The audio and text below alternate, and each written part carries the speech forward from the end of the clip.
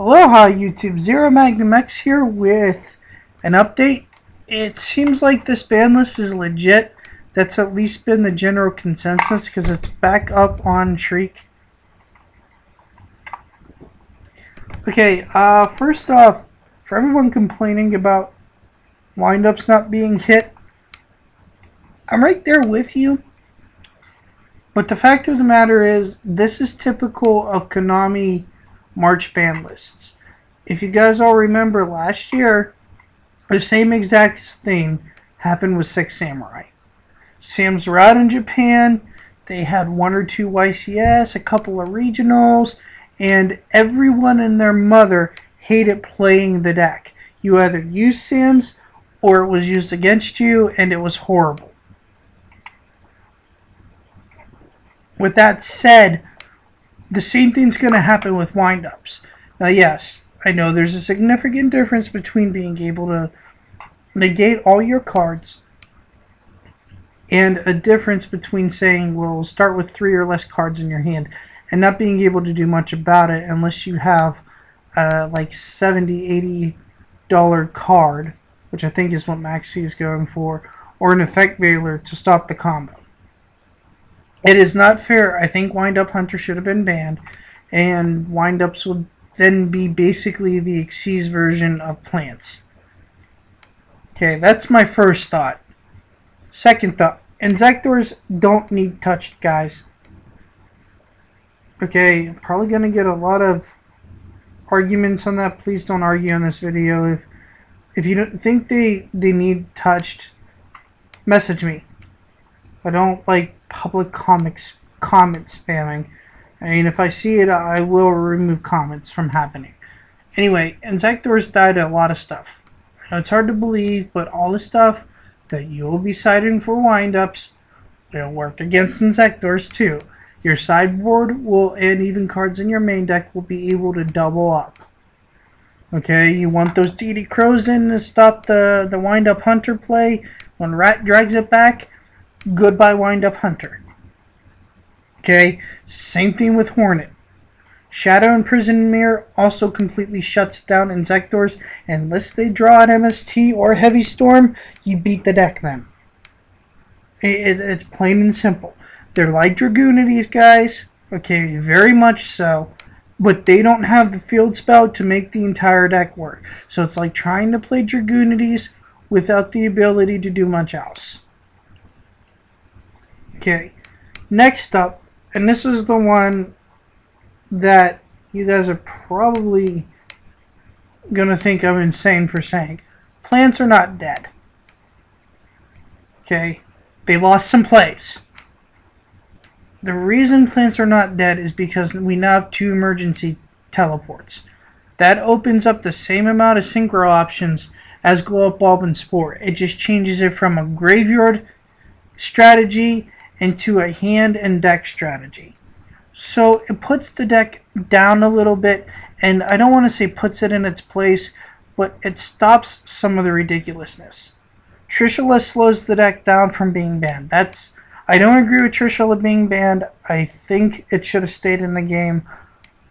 It was bad when it was played, but it was only a one-off, so you weren't making 2 or 3 Trishula. You're making 1 Trishula, and that was it. So now we have Mistworm to rely on. Okay, so I think plants will go E-Telly. And maybe 1 TG Striker to replace their losses. And then they'll find, if there's a level 1 Psychic monster that's not banned, there you go. Okay, 1 for 1 will hit it, and 2 E-Tellys will hit it. And the thing is, too, is the deck can now abuse 3 Call the Haunted and just go Sangan and search every living thing that the deck needs, because 9 out of 10 cards have that 1500 range that the plant deck needs. So they can just be like, set Call the Haunted, Sangan, okay, Tribute for Kais, Sangan comes back, crashing into something, search, Call the Haunted. It's just ridiculous. Along with 2 Torrential Tribute, plants have better recovery than other decks do, because they have Scapegoat, so they can Torrential Tribute you and at your in-phase play Scapegoat or they Torrential Tribute and they got their tokens onto the field from Dandelion. So it really didn't do much to plants. It just made players slow down. And to Tengu, okay, so we're going back to more of a Chaos plant variant. We won't see Tengu plants made as much. But Chaos plants can work perfectly fine. So I think this deck effectively killed agents. But even with that said, they didn't really kill agents either, at least in the US, because agents are running tour guides. So it took it Earth down to 1. I don't think that did too much. TG Striker hurts a little bit, but guys, just run Birdman. 1 Striker, 2 or 3 Werewolf, and 1 Rush Rhino in your plant deck, and then 2 Tengu, in your agent deck. And then you can even run that kind of stuff in your plants too with the 2 Tengu to get your Mistworm plays. And Etelian or Brionic or something if you need to clear their field. You can't really OTK or anything else, but you never know what you can do with it. For agents though, you guys can just run 1 Striker, 1 Earth, and just play Birdmans and Tour Guides. I mean, Tour Guides getting your reprints, so the deck should be relatively cheap if you guys still want to play agents, but I haven't seen agents being played in a while, so I don't know what's up there. Okay, semi-restricted cards. Marshmallow could be a 3-all like here. The only thing that's going in is burn install decks. Same thing with level limit area B. I mean, unless you make some weird Exceed spam deck where you're using 3 gravity bind and the level limits to make your opponent not be able to do anything, and then you Exceed spam. But they took Ultimate Offering down to 2 for a deck like that with gadgets and stuff in it. So I don't think it'll hold a lot of merit. Okay, cards I didn't want to see come back. I didn't need to see Lumina at 2 again. Now what you guys are saying, it's not that bad. Globe's banned. They can't play Trishula, blah, blah, blah, blah, blah. Well, the fact of the matter now is that since Trishula is gone, the other boss monsters have become more important. Regardless if anyone realizes that or not, Blackluster Soldier just became a heck of a lot more important now. Same with Dark Arm Dragon and Judgment Dragon. So the fact that Lightsworns can play those, and I mean all of those, if they really set the deck up for it, frightens me. Because they can run Dark Arm Dragon, 3 Judgment Dragons, and Blackluster Soldier. That's a 5 boss monster count, and they don't have to care anymore about making Trishula, so they can accommodate by using the lights and darks that they need it. Okay? Or they can just go pure Lightsworn and 3 Judgment Dragon will not eat your face in.